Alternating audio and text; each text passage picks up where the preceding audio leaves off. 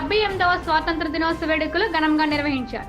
ముందుగా తెలుగుదేశం పార్టీ కార్యాలయంలో కాకినాడ జిల్లా తెలుగుదేశం పార్టీ అధ్యక్షులు జ్యోతుల నవీన్ ఆధ్వర్యంలో జరిగిన స్వాతంత్ర దినోత్సవ వేడుకల్లో ఎమ్మెల్యే జ్యోతుల నెహ్రూ పాల్గొన్నారు.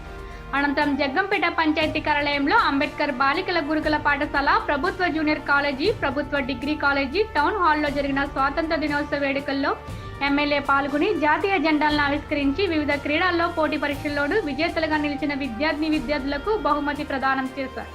ఈ సందర్భంగా ఆయన మాట్లాడుతూ 400 సంవత్సరాల బ్రిటిష్ పాలనను అంతం చేసి భారతదేశానికి స్వేచ్ఛ స్వతంత్రాన్ని తీసుకురావడానికి దేశ నాయకులు ఎంతో కృషి చేశారని, స్వాతంత్ర సమరయోధులు అనేక పోరాటాలు చేసి మనకి ఈ స్వాతంత్రాన్ని తీసుకొచ్చారని, పిల్లలందరూ గొప్ప చదువులు చదివి దేశానికి మంచి సేవ చేయాలని ఆయన పేరు. స్వతంత్ర దినోత్సవం సందర్భంగా నిర్వహించుకుంటున్నటువంటి ఈ స్వతంత్ర వేడుకలకు సభా వేదికను అలంకరించిన పెద్దలు, ఉపాధ్యాయులు, ముఖ్యంగా నూతనంగా ఎన్నుకోబడి ఈ స్కూల్ విద్యార్థినిగా ఈ రోజు ఎస్ఎంసీ చైర్మన్ గా ఉన్నటువంటి పద్మావతి గారు, అలాగే వైస్ చైర్మన్ గా ఉన్నటువంటి సీన్ గారు, పత్రికా సోదరులు, మీడియా సోదరులు, అధికారులకి అందరికీ కూడా నా హృదయపూర్వకమైనటువంటి ధన్యవాదాలు తెలియజేసుకుంటున్నాను. ముఖ్యంగా భావి భారత పౌరులైనటువంటి చిరంజీవులందరికీ కూడా మనస్ఫూర్తిగా నా ఆశీస్సులు అందిస్తున్నాను. ఈరోజు మనం అంటే ఈ వేదిక మీద ఉన్నటువంటి, వేదిక ముందున్నటువంటి ఈ ప్రాంగణంలో ఉన్నటువంటి ఎవరు కూడా భారతదేశానికి స్వేచ్ఛా వాయువులు వచ్చిన తర్వాతే జన్మించిన వాళ్ళు.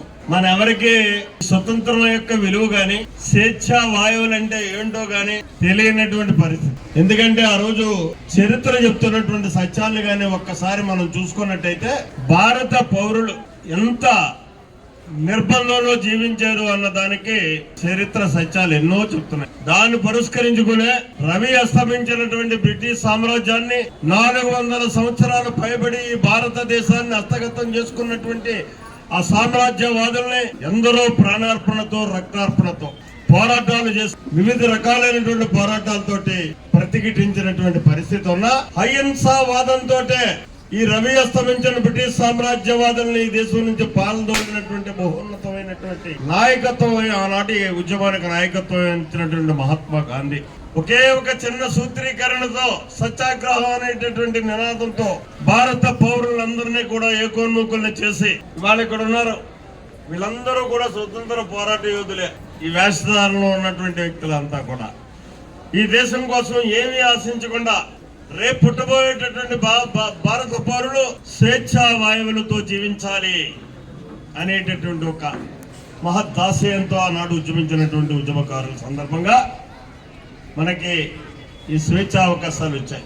ఇది వింత పోకడలు తొక్కుతున్నప్పటికీ కూడా దాన్ని నియంత్రించాల్సింది, సరి అయినటువంటి దారిలో పెట్టాల్సింది మీరు అని నేను అంటాను. మీరు ఉన్నతమైనటువంటి విద్యను అభ్యసించి తద్వారా ఈ భారతదేశాన్ని ప్రపంచంలో అగ్రగామిగా నిలపాల్సినటువంటి బాధ్యత మీ మీద ఉంది. దాన్నే ఈనాడు మన గౌరవ ముఖ్యమంత్రి చంద్రబాబు నాయుడు గారు కానీ, మన ప్రధానమంత్రి గారు మోడీ గారు కానీ చక్కని పిలిపించారు. చంద్రబాబు నాయుడు గారి యొక్క సూచన మేరకు 2047 విజన్ డాక్యుమెంట్ ని భారతదేశ వ్యాప్తంగానే వేళ ఎర్రకోట మీద నుంచి మన ప్రధానమంత్రి గారిని నినదించినటువంటి పరిస్థితి ఉంది.